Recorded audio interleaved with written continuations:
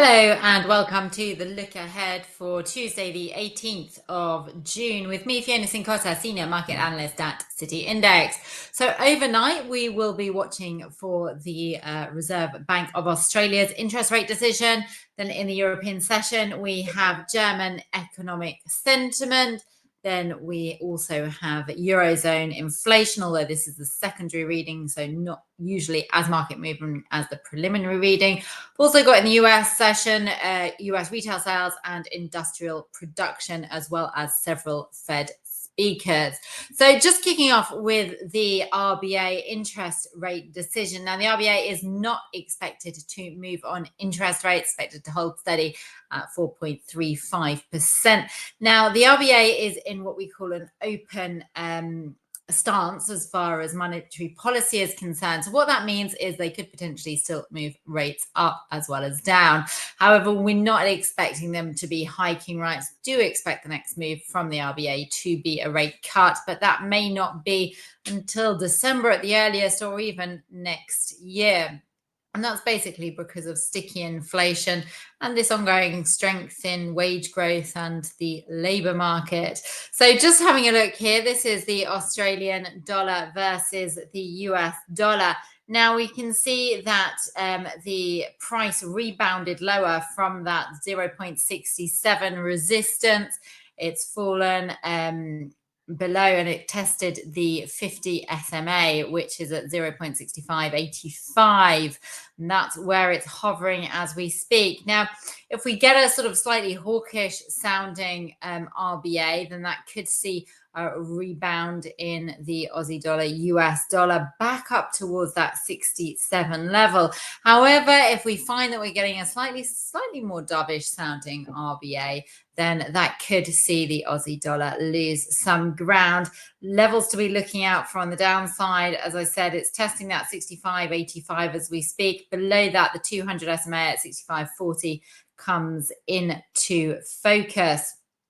Just as far as I said, on the upside, prior to that 67 level, there is a level in there at about 66.40, which, as you can see, sort of capped gains on several occasions over the last few months. So they will be the ones to be watching out for. Obviously, also keep in mind, though, we're talking about the US dollar. We'll come to that shortly. But there is those US retail sales and Fed speakers to be watching out for. In fact, we'll come to that now. So, as far as the Federal Reserve is concerned, we had their interest rate decision last week. They left rates on hold, but pointed to fewer rate cuts this year.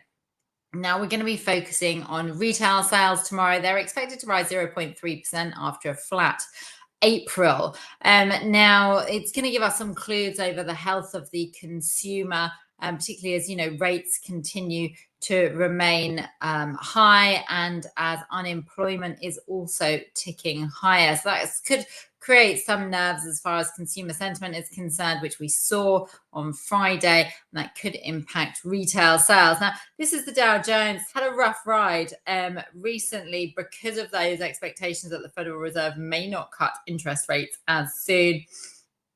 As we can see, it failed at just above that 39,000 level. It's been trending lower for the past 5 days. Currently, we'll be looking to test, well, we are testing around that 38,500, which is the March low. If we get a break below there, then we'll be watching out for 38,000, the June low, and below there, 37,760. On the upside, if we actually get weaker than expected retail sales tomorrow and some sort of Fed speakers that's sounding a little bit more dovish, could find that gives stocks a boost. On the upside, be looking for a break above that 39,000 in order to create a higher high. Now, it's just really interesting to be looking at the Dow Jones compared to the NASDAQ. This is the NASDAQ. Obviously, the NASDAQ has been powering on to fresh all-time highs, despite the fact that we have had the Fed rein in those, rate cut expectations slightly, and saying that there's just going to be one interest rate cut this year. Still, the NASDAQ tech stocks have been powering higher. We saw Apple was a big outperformer last week, very heavily weighted. So, helping stocks higher.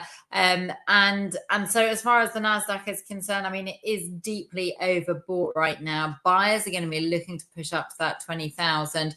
As far as support is concerned, last week's low is at 18,935. Also got the March low in at 18,500. So they're just levels to be watching for on the downside.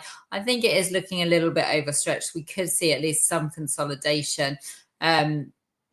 So, and then just finally coming on to the DAX. So in the European session, we've got the German ZEW economic sentiment, which is expected to improve. And this just supports that view that we are starting to see some improvement in the Eurozone economy, in the German economy. There is definitely some sort of turnaround taking place as inflation has cooled right back down. The ECB, let's not forget, has already cut interest rates once, but we have seen this political uncertainty just weighing on stocks across Europe. Obviously, the French CAC has been worse hit than the German DAX, but DAX is still down. So we saw it fall really quite sharply last week, actually falling straight into the 100 SMA as a support level. That was at 18,000, level that we had marked out. So it's just sort of found support there. It's attempting to rebound, but is it really a dead cat bounce? We have a look at RSIs below 50 as well.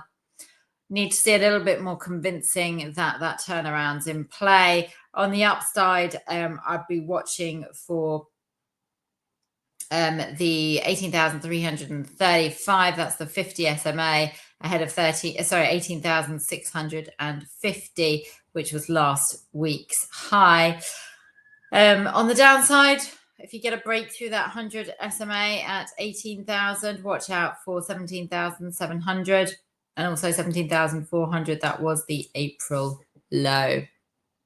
So I do hope that you like what you've seen. If you do, then please do give this video a like. And if you would like to receive more videos like this, then please do follow.